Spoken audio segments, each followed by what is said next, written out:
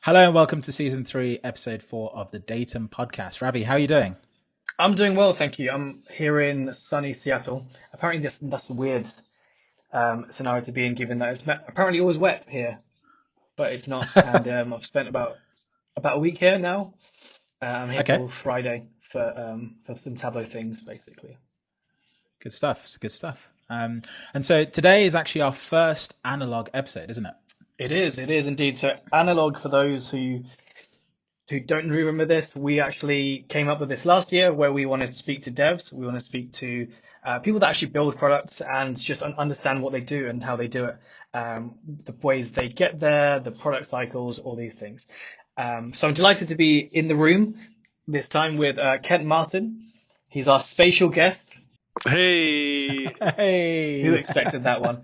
He's our spatial guest. And Kent, do you want to explain why I said spatial and what do you do? sure. Well, first I want to say thanks for having me on, Ravi, Tim. I know we've crossed paths, every so often at Tableau conference, but it's a pleasure to have this more intimate setting here on your podcast. Amazing. People say I'm a spatial guy or the maps guy because I am a geographer and I've worked on and with mapping technology and GIS software and spatial analytics products my whole career. So happy to be on the show and talk about all things related. I guess the big thing that's come out yesterday, I guess, is buffer, which is a new type in Tableau. I mean, I guess my question for that one is, how excited do you get when something you've built or spent some sort of lead time on actually goes live? You know, it's always exciting. It's not like, birth of a child exciting. Like it's, like let's be real, right? Like there's monumental achievements in life. And then there is delivering something in which you've put a lot of hard work in. You've worked closely with a large number of peers. Like nothing is ever just an individual solo effort and it's like easy, right? Things are Right, inherently right. complex. Engineering teams. All of the context of development. Salesforce acquires Tableau. We have Tableau conference and the Salesforce Dreamforce conference. We have everyone's got vacations. There's a million things that are happening, and you're like, I just want to build this feature to help the people understand location and how it impacts their work. And then you do it Right. and you deliver it, and it feels great. Last night, I was checking Twitter. I check Twitter more than I check email or these other things, right?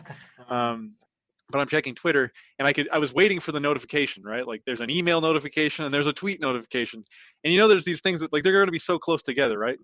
And as soon as it happened, Yeah, I was like, sometimes I already have a tweet drafted. I'm waiting for the date because sometimes it gets pushed back a little bit or you don't know exactly when. But it's a moment of yeah. anticipation. So I live that anticipation whenever there's a release. It's always exciting to bring new features to people. So it's fun. Awesome. Do you have a sense of like how hot the feature is going to be, and then Mhm. how the community reacts in response? Right. I have a sense, right? Like with some features, it's Right. it's just too easy. Like dynamic Okay. parameters or viz animations, which also released with the buffer release. Obviously buffer, the most important of the three features I'm talking about, but long Absolutely. awaited dynamic parameters and viz animations, and certainly bringing the play button to server and Tableau public, like those things Yeah. are going to be hot and people are going to be showing stuff off. People are going to be building and sharing all that content. The thing with a lot of the mapping stuff that we work on is that I had a number of people respond to my tweet, which is basically saying like, Right. hey, buffers are out there, distance driven analysis, it's now easy. And people are just like, oh my Yeah. God, I've been waiting for that. Or this is the thing I'm going to work on tomorrow. This is the most important thing in my work. Because if you work and care about location, I mean, this is the thing This that is is it. helping you Yeah. get through all of the roadblocks to this type of analysis, right? Like it just makes it so much easier. Yeah. So, I think there's definitely a segment of people who, this is their job. This is the way they think about problems. And obviously location is this pervasive thing in context for almost every business and every type of organization. So, it's everywhere. Yeah. But there are people who care about it and they know how important it is. And it's always nice to hear that voice come out and be like, hey, I know you built this for me, which is great. But yeah, I wasn't expecting a big pop for buffer because some people are just going to be confused by the name. You're like, dang it, we have to Right. call it buffer because you should.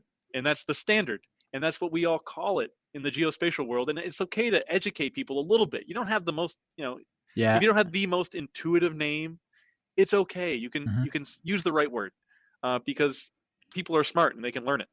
I wouldn't want to call it, anything ridiculous, crazy, 10 syllables or something like that. But buffer, it'll make its impression over time. What would you have called it instead?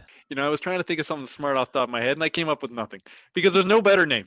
But if what are you going to do? Like, just the concept of buffering, you might use a phrase like within a distance, right?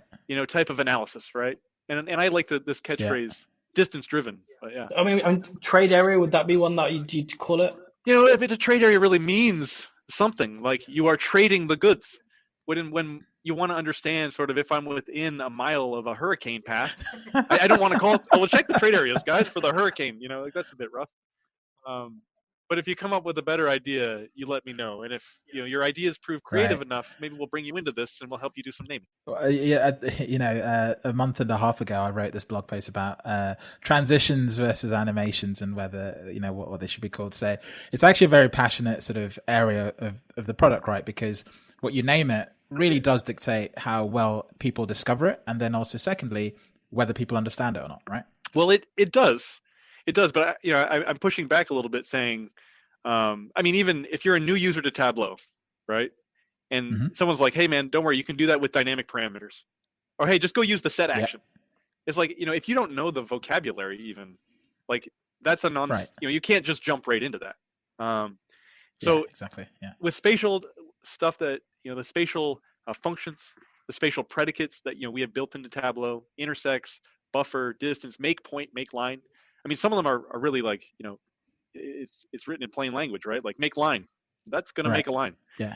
So you kind of benefit from some of those standards. But I'm not so concerned about like intuitive understanding of like the top of the headline, like clickbait type thing, right? Like, it doesn't need to be one word. You captured it all. People will read a second sentence, I hope. Yeah. Too right. I have to say, just touching on sort of feature releases, I think in the last 2 years, there's been a really strong cadence in terms of the spatial features sort of coming through. Just before the podcast, I kind of joked with Ravi how you guys are making point, make line, just making shit happen, right? So it's kind of it's been amazing. And so just talk a bit about that. Like, what does it take to kind of get that momentum and get that kind of airtime in the product? Yeah, maybe I'll take a little step back and tell you about some of the history of where I came from, and sort of like this release and cadence of features that we built. When I came to Tableau, there was a mapping team that was really focused on the geocoding data and building and serving map tiles. We built our own map service in-house, and so that was the primary objective of the team. Right? It wasn't any sort of front-end visualization, analytical, geospatial features at all. And the team had recently built, I think, map search was like the big thing. Right. And map search is wonderful. It's wonderful. You can just type in something and it goes there. But it's not what I would call the most important thing that needed to be built, right? And we started to build a vision for what needed to happen in the future and lay some groundwork initially, and then build on top of the groundwork. So at that time, spatial wasn't a type in Tableau, like numbers and dates and strings, right? And we needed that to be a type so you could work with it efficiently, and it could do the type of analytical things that you wanted to do with it. And you could read native spatial data sources, right? So once we built out sort of a vision, which was around, well, you can't do spatial analysis if you can't see spatial data, right? Well, let's build the data, right? This is like a pillar, connect to spatial data. And then we thought, well, there's the analytical operations, right? Once you have a spatial type, I mean, well, what's the leap to get intersects and a spatial join to work? Because that allows spatial aggregation, right? And then you have to think about the whole time, like, what are these common scenarios that people care about?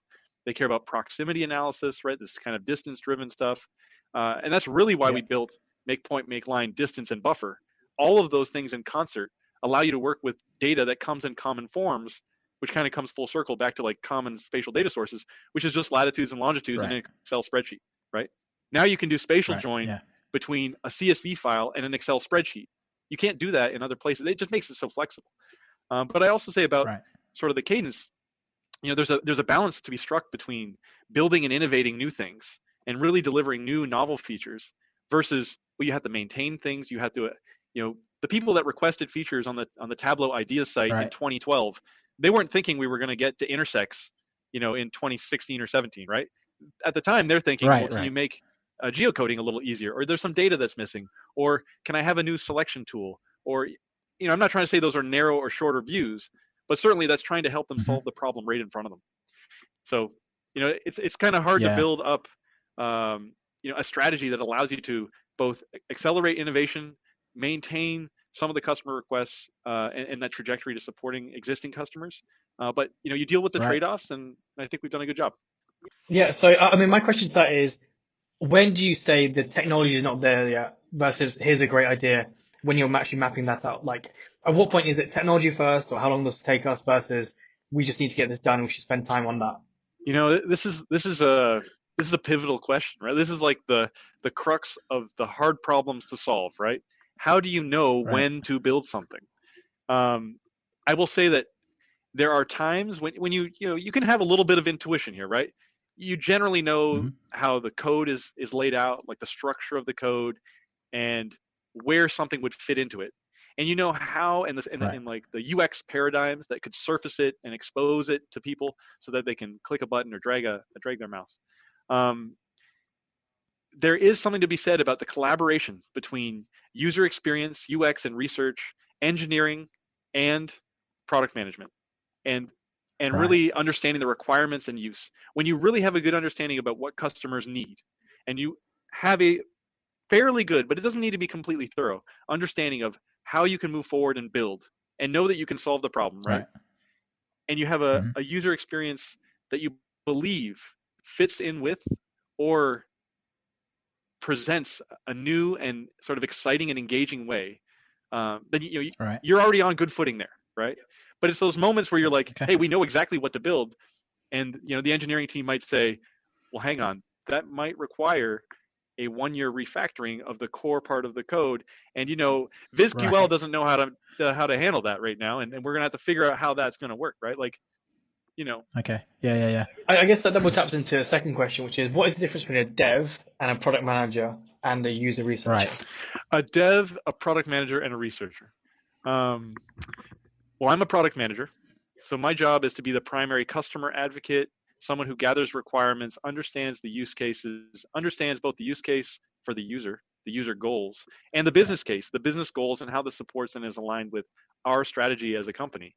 A user researcher Right. and an engineer, they need some of those things as well. They want to understand why we're doing something, but that's like the product manager needs to really own, the what and the why, right? What it is and why we Hmm. need it. Hmm. And the engineering team really needs to understand the how, like own the how, right? How are we going to build Right. this? How are we going to achieve it? How can we execute and deliver this efficiently? And then, of course, the design team Hmm. needs to really think through and also understand the user experience needs, like things like how often will something be used might change the way you design a user interface around that, right? But Hmm. do sort of a deeper dive into research to really help validate and really become a partner sort of in the inception phase of building out a feature and the requirements that you're going to build for that feature. But research is sort of a partner along the way, along with design. Yeah, so I think that answers it. So thanks for that insight. I think it's really fascinating because as I guess as a consultant, but as a user of your product, we very much sort of have a completely sort of different perspective. So just from your perspective, once you've shipped a feature, how do you then sort of keep in touch with how people are using it, right? Because sometimes you might ship something and people might not use it how you expected, right? No, totally. I think for me, I'm definitely willing to use all channels available. So, I'm Right. active on social media. People know me, they ping me. I'm active on the Tableau Hmm. forums, our community forums. People post things there, and I answer questions or I read the questions and I see what the feedback is there. I work closely with our Tableau field and the sales team, and I get feedback Hmm. directly from them, as the proxy for customers. So everywhere that I can get information, I'm looking for it.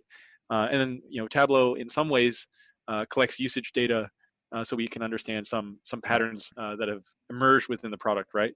But Yeah. usually, and I do feel this way like fairly strongly, although not like, you know, strongly held, or I have a strong opinion about this, but loosely held, because I do feel like we get it right a lot here. Like, this is Hmm. a professional software factory, right? And I do Right, feel right, like we have the culture that hasn't forced us to push things out prematurely. We might talk right, about the delay to get to some of the features, or when they were, asked for, and why did it take so long. But I know that we've right. spent the time and effort. Certainly, within the mapping features, I can speak exactly to it because I'm one of the owners of the area, and that is, we don't see a lot of defects. We certainly don't get a lot of Hmm. like strong complaints, and when we do, we're responsive to that. I can say one recent Right, example was in the 2019.3 release, we released the spatial function distance, right? But that particular right, right, function uh, it would materialize when you created an extract. So when you went from live to extract, it materialized the calculation, right. which means you cannot use parameters or LOD calcs. Like, it's limited to what you can do with something that is materialized. I can't say that word, Tim. I don't know Okay. how you're going to fix that. But and we got feedback immediately. Like, people are trying to parameterize and do interesting things with distance, and I had to say, Right. we tried to ship an incrementally valuable thing here, but we realized that it wasn't probably meeting the bar for like even the common advanced uses. And Right. we Right. immediately worked on uh, bringing that along with buffer to be like sort of fully Right. functional. Any data source anytime is going to work the way you would expect it to work. You don't have to think about Yeah. managing the data source in any way, right? And so we Yeah. did that and that was really driven from a lot of feedback, both from known people in the community, but also people that were just posting comments in the right forums. Good, good. It's funny because as a consultant, I tend to call the similar thing technical debt, where basically you want to give the client what they want, but you also don't want to leave them with something that's going to, in 3 months' time, break or be impossible for Yeah, them to technical maintain. debt is such a it has negative connotation with it, right? We I often know, like to right? say we're going to need to fast follow here. We're going to need to bring this one home. Like we've started it, we need to finish it, kind of thing. And Right, so yeah, right. it's tricky to find that balance sometimes. But I'm curious though, like Tim, like how have you, like what are the best ways for you to give feedback? Like how do you expect to give feedback if you see a problem? What do you do when Right. that happens? Yeah. So it's funny because typically what I try and understand is, am I seeing a problem or am I misunderstanding Hmm. sort of what I'm looking at, right? Because um, if I think about my own background, I didn't come into sort of analytics from a traditional database background. So half the time, most of the things I see are data issues or data structural issues, or I'm asking something too complex of the software that I just don't understand sort of what's going on. So standard thing, go to Superstore Sales, recreate the problem. If you can recreate it, great. The second thing I then do is share it. So I ask other people because, before you put your hand up and say this is a problem, you kind of want to double check you're Yeah. right? You don't want to. I don't email you and say, hey, this sucks. If then you turn around and go, did you enable this one little feature? And I'm like, no. So you just want to kind of validate with other people who kind of know what's going on. And then the last thing is, take a picture, take a video.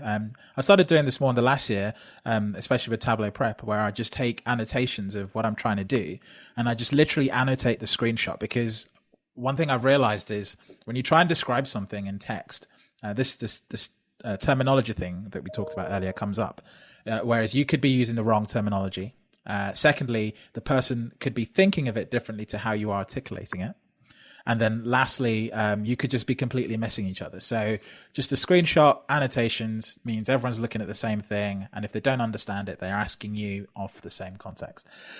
And then from there, we're just the back and forth, just good communication lines. And, I think 70% of the time, it's just me misunderstanding the tool or misunderstanding how something works best. Yeah, I mean, we face sort of similar challenges, as we build new features and as we, collaborate and work on the quality of a feature and, make sure Right. it's ready for production.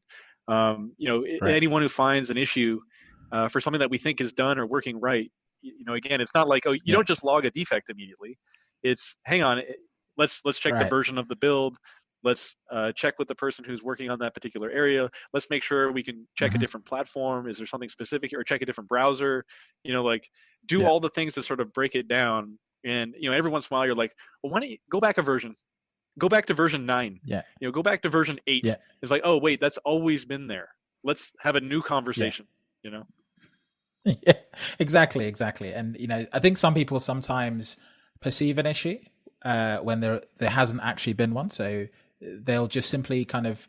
I've seen this a couple of times where someone will remember a feature in the past differently when nothing has changed, if that makes sense. You could open an older version, everything works fine. And so there's also that sort of confirmation bias where people are absolutely convinced that something has changed when nothing has changed. But you changed the version number, so therefore you have to go through this like cycle of literally getting them side by side. Yeah, my favorite version of that is when the chief product officer of the company, who you may know, is like, hey, this isn't working. And you're like, that's not released yet. And you're like, oh, I thought we released that. And you're like, no. And he's like, can you get that done soon? And you're like, ah. Oh no, I know the feeling. Gosh, so yeah, no, it's a really interesting kind of sort of problem space that I think you sort of have to deal with. Just stepping back, sort of when do you get sort of your work done? And I don't mean that in a sort of a flippant way, like when do you work and stuff like that. But you mentioned sort of all these other challenges around product marketing, acquisitions, and all this sort of other sort of atmospherical sort of activity going on. When do you sort of carve out time in your day to kind of really put your head down and solve problems? I can be pretty direct about this. I mean, I feel like I spend all day, and this is a good thing, solving problems. Like that is why I come to work every day, right? I don't come to work thinking like, oh, today is going to be a day where we don't solve problems or things are easy and there are no problems. It's like, no, everything is a problem, and I'm constantly trying to work towards solving them. Some of these problems are huge and run across functions and departments and organizations, and some of these problems are simple. Some of these are technical problems. Some of these are sort of soft, personal problems, right? Like any number of these things, because everything that you do is looking to, everything that I do is about just being more efficient, right? Like, and this isn't just about like the work. It's also about having fun, like I definitely took this time out of my day to join this recording because I was like, that's fun, and it serves a couple of, quote unquote, problems, right? Like I want to balance out sort of these engaging, sort of evangelical, interesting opportunities with, working with and meeting with the team, multiple times a day, different teams, working on different things. So, for me, I could have said, well, I get in the morning and I try to respond to the emails that I flag, but I can never keep up. And then, of course, I got to check Twitter before I go to a daily meeting and make sure no one said anything bad about me. And then, I started to get hungry at 10 because I'm a big guy and I eat a lot and I have metabolism and I need to. And then it's like, with all that going on, how are you doing anything? But the mindset is just really about, solving problems, recognize an individual problem, and then try to solve it, right? And understand the scale at which you need to solve the problem, and then go forward. Good. It's fascinating because from a consulting point of view, problems tend to be kind of far and few between. Most of them are technical if you're working in the product, but the rest are purely communication and client facing, right? So do you ever sort of have that sort of difficulty transitioning from the different types of challenges? So you might have a technical problem, then you go to like a people problem, because as you mentioned, people are doing lots of different things. How do you sort of switch in and out of those spaces? Yeah, I think everyone handles this type of situation in like the notion of like context switching and people have different skills. You're asking me, how do I do this, and what are the different challenges?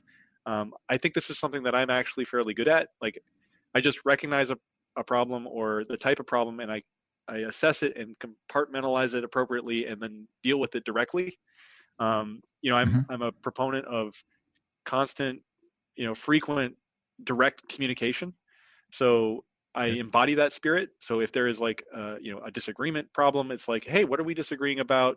Tell me your perspective. Let me understand where you're coming from. Let's get on the same page, right? It's not like go through back channels or try to figure out, well, is that an assumption? Communication is so key to all these things, right? I was talking with my boss earlier today, and we literally had this conversation, which was, no one's ever complained about over communication. No one, communication doesn't close doors; it only opens doors, right? And so Right. I Right. agree with you when you're like, most of the time it's about communication, making sure you're aligned on the same page.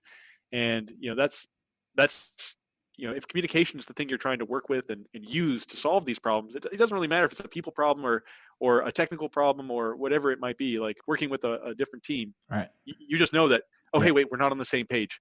And you go through the same exercise, Right. mentally to like, how would I do this? Oh, I need to make sure they understand. I need to make sure I understand them, etc. Yeah. Cool. Cool. Right. I'll change the tone a bit, just make it a little bit more lighthearted now. We didn't really ask this at the beginning, but how did you get into mapping? Sure. Like, what kind of led you to mapping? Yeah, well, I could tell a few stories. I could say I've always been interested in maps. Like, it's just there is something about the world as you see it and understand it that gravitates to a lot of people, right? I'm not the only person. Right. I sometimes tell people too, right? Like, when you read a children's book, like if you have kids or kids in your life, and you read them a book, how often do you see a map in the books? And I would say very frequently you see maps. But you don't see Sankeys in the children's books, and you don't see even a bar chart mostly. You see maps. They're there from the beginning of life as this thing that you learn about. Like, it's so important. And so for me, I went through high school and into university, and I always tried to take a number of different wide-ranging subjects, right? I liked math in high school, but I always took geography and history. When I went to university, I said to myself, I want to study something completely different that I haven't had a chance to study yet. I didn't go into math or science. I wanted to learn about environmental governance and policy because I felt like that would be a need in the future as we look at the problems we face as it relates to climate. But I realized that some of the content was a little bit redundant as I went through the years of my education. And I didn't feel like I was learning and figuring out new things. But at that time, I had this interesting opportunity to go and live with my mother in the British Virgin Islands. Now, my mother had moved from where we lived, which was in Toronto, Canada, moved from Toronto to the Virgin Islands to take a job as a healthcare consultant in the Caribbean. So coming from the Canadian healthcare system and trying to bring some of that goodness, to the British Virgin Islands healthcare system. And so I said, yeah, I'll go down there for the summer. But I told my mom, I can't come down there if I don't have a job. And she helped me apply and get a job with the Town and Country Planning Department, managing a spatial database and building maps using Esri's ArcView product. And that was the first time I'd ever done this. They basically put me in front of a computer and were like, hey, can you work this out? And I was like, it's just maps and tables of data? It's like, yeah, I'll play around with this. So for 3 months, I built maps that looked at new types of construction. I built some larger maps for display about the islands, and really got hooked on the notion of GIS. And so I went back to school and I said, oh, I want to add another major. I want to do geography with this GIS emphasis. So I got right into it. And then one of my professors later on, before I graduated, I talked to him. I said, hey, one time, you worked for this company, Esri, the company that makes all the software that we're using. How'd you do that? And he's like, well, this is what I did. I went to the University of Waterloo, which is where I was. And then I graduated and went to a postgrad program on the east coast of Canada at a small college called the Center of Geographic Sciences, COGS. And it's in this small town, Lawrencetown in Nova Scotia, but it's a world-renowned surveying school. They do a lot of ocean survey type of stuff. But they also have a GIS program and remote sensing program. So I said, okay, yeah, if I go there, then I'll have the skills. He said, no, Esri recruits from there. Like, they're going to go there every year. Oh, wow. And I was like, oh, great, because I'm good at interviews, man. Like, if I just go, I'll get an interview. And I'm that guy where it actually worked out. I went there to get a job with Esri. Nice. They came and they said, yeah, we're going to hire you. So I moved from, Nova Scotia, basically, down to California, where their headquarters is. And I spent over 9 years at Esri working on, their core desktop product called ArcMap and their more recent 2D, 3D product called ArcGIS Pro. And then after 10 years, I sort of from there, I'd really built up this knowledge and sort of like my passion was already there around mapping and location and how important it was. And while I was at Esri, I really understood just the variety of use cases, like just the ubiquitous nature in which people were working with and trying to solve location problems. So I kind of captured all that, and when I saw this opportunity at Tableau to really make it self-service and easy, because what I just described to you was a 4.5 year co-op degree program, a 9-month boot camp in Nova Scotia in the winter, which I will say was difficult. And and then after that, I went to Esri and realized I didn't know anything. So And Okay, then, wow. it took a lot. And I wanted to come to Tableau and help build tools that allowed anyone to really work with and understand location data, geography, administrative data, and how to make sense of the world. Amazing, amazing story. It's so fascinating to listen to people like yourself talk about sort of their background, because a common thread that I keep seeing come up is people just take a chance and try something out, try something new. They realize they have a passion for it, and boom, they're doing what they love now. Yeah, no, For their it's career. amazing how many like dominoes were lined up, and I just knocked the first one down when I went Right, down and took that first job and was like, oh, and it was like that. I was like, I'll do this forever. Like that's fine with me. right. And of course, it's a little bit different, right? I thought I would be an analyst. I didn't know I was going to get into Right. software development, right? Like that's Yeah, kind yeah. of radically Right, different. right. But then I They're very thought, well, no, different. no, Yeah. I'm building the tools that people use, and it's a really interesting, it's a really interesting job. That's pretty awesome. I guess my next question to you is, you're in this sort of amazing opportunity where you can bring people closer to some of the features you've seen through your career, but at the same time the space is evolving and moving forward, right? So how do you stay in touch with the innovative sort of space in mapping, right? Whilst also keeping an eye on what's still quite hard to do for the everyday user like me, who's not a spatial expert, and sort of bridge those two gaps. Yeah, I mean, how do you keep your finger on the pulse of everyone's needs and where the world's going to be, and how do you predict where it's going to be in 5 years, in 10 years? Right, Yeah, right. it's a challenge. I know that what's interesting for me is working in a technology company that's kind of Hmm. on the bleeding edge, right? And coming from where I came from in my background, again, like these are companies that have really tried to push the envelope and really been in that sort of that cutting edge.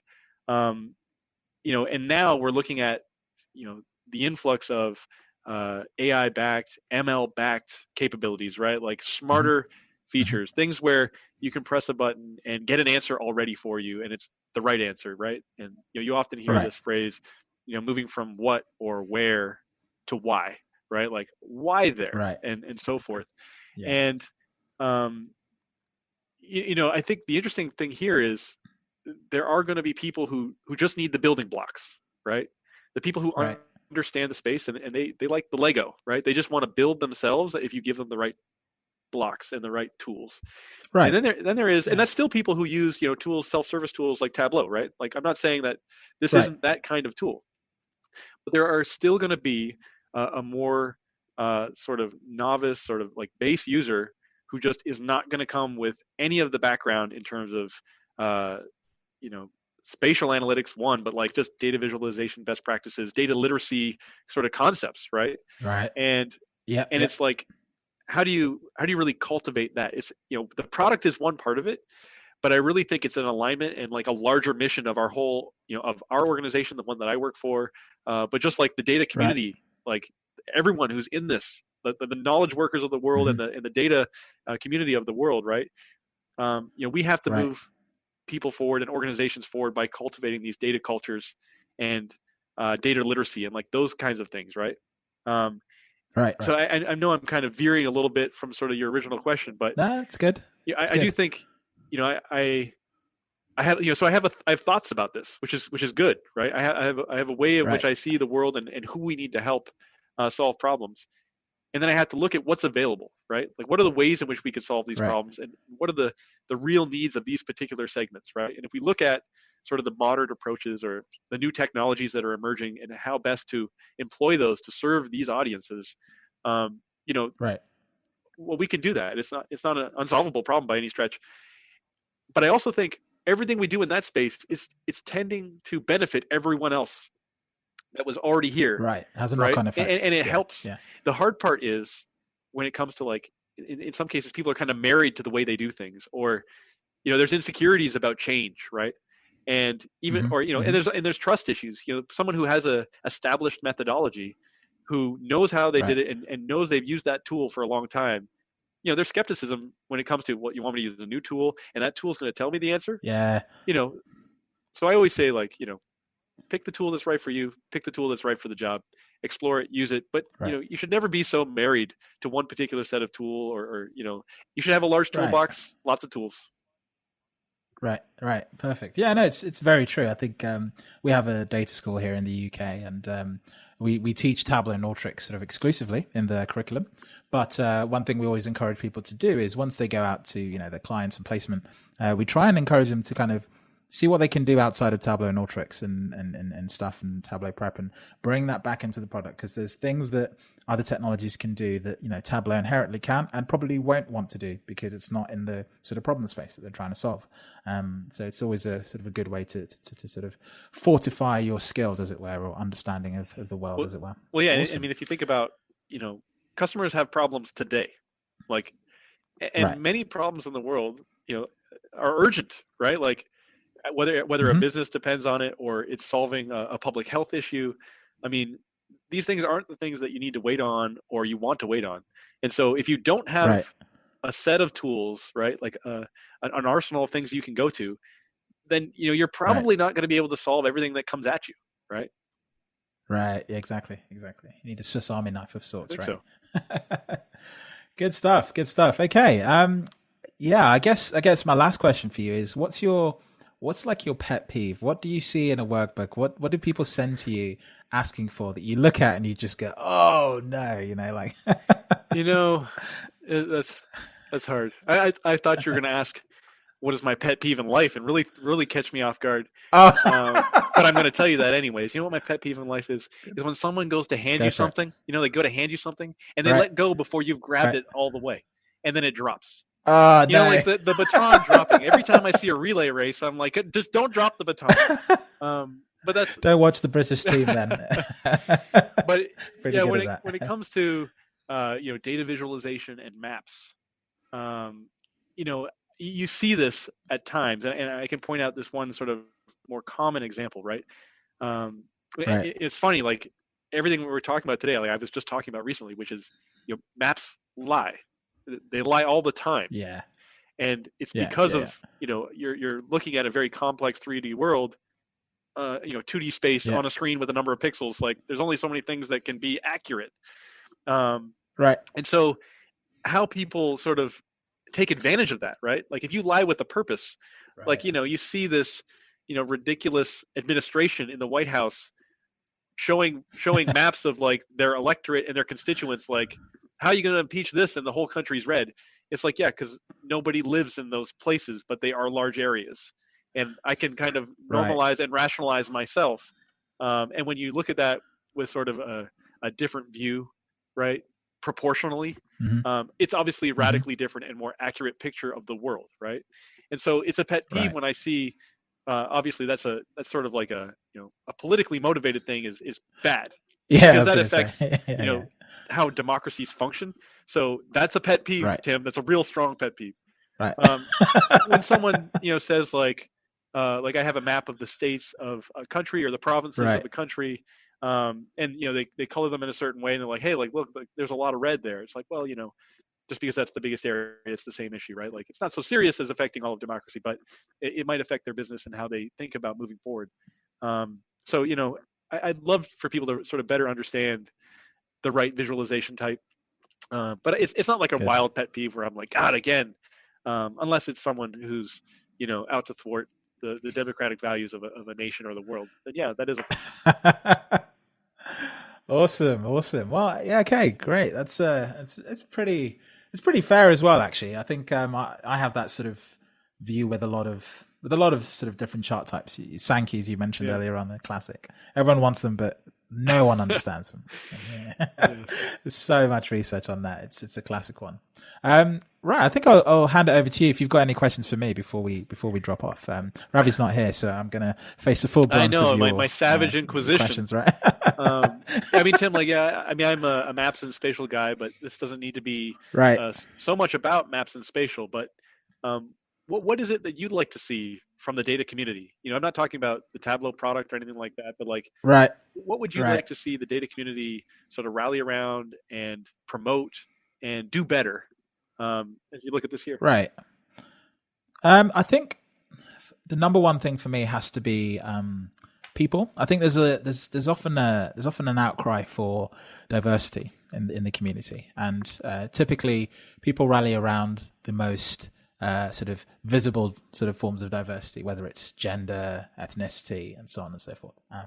But what there isn't enough of is sort of a rally around sort of diversity that's not visible, if that makes sense. So diversity in terms of the type of content. So something I'm doing a lot is videos. So, I'm dyslexic. I hate reading stuff. I hate writing stuff. So that's why I don't write many blogs.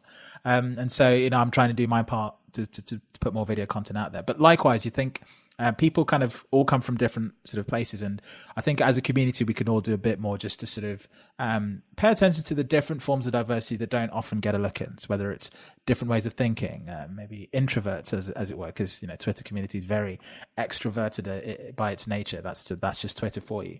But there's, great people doing great stuff on the forums that you don't really come across unless you're yourself kind of going through the forums and kind of seeing that. So I think more of us, I guess, self-awareness of that, I think would be something I'd ask everyone. I don't really think there's a feature because everything that's feature-based tends to be very specific to certain use cases. So the very sort of organizational or sort of corporate, if that makes sense. So, no, that's a great response.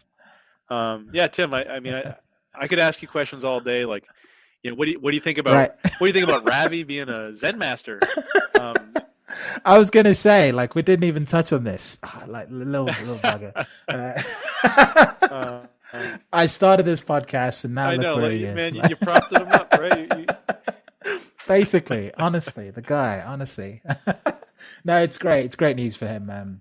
Well deserved as well. Like, he's done a lot of great work in the community, more than I think most people recognize. And that's the same with all Zen masters, right? They've all put in work in lots of different ways, and that's why they've been recognized. So hats off, actually. I can say something about what I know about the process of selection, and how hard it is, right? Like there are, it's not like there's just 10 or just 30 nominees. There's 70, 80, hundreds, and there really is like an attempt to, like you said, for some of the more obvious sort of ways we look at diversity to promote a diverse group and to really understand and represent that in the class of Zen masters.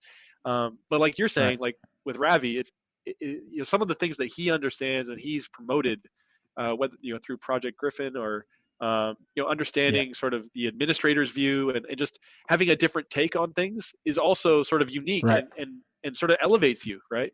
I really like that is happening, right? It's a really hard conversation, a really hard evaluation process. But when you look at the class, I mean, I don't think you can really argue it, given the sort of breadth of skills and geographies and ranges of what people bring to the table. So it's an interesting thing. It's a good class. Yeah. It's a good class. Perfect. Okay. I think that's it. Thank you so much for your time. I'm sorry Ravi had to, Zen master now, just setting off to this and that. Literally, I haven't stopped receiving messages from him going, "Oh, now I'm doing this. Now I'm doing this. Look at this." Know. It's like a friend who constantly messages you, right? Like, "Hey, man, I'm gonna be late. I got this other thing." You're like, "Dude, your life, your time, right?" You're now one of them. Tim, I'll catch him. Tim, I did want to say thank you guys for having me on, and thank Ravi for me, or if I see him in person, I will do so. I appreciate the time on the air and being able to talk about some fun stories and not just about Tableau or the things that we work on, but digging in a little deeper. So I look forward to the next Analogue episode that comes out. Absolutely. Okay, that's the show. If you want to catch the episode notes, you can head on over to Datum Pod and catch season 3, episode 4 there. Ravi can't be with us at the end of this podcast, so I'm going to have to close this out solo. We'll be getting back to our usual format, doing a bit next time very soon. And in our next episode, we'll sort of do a roundup of this episode. All right, take it easy.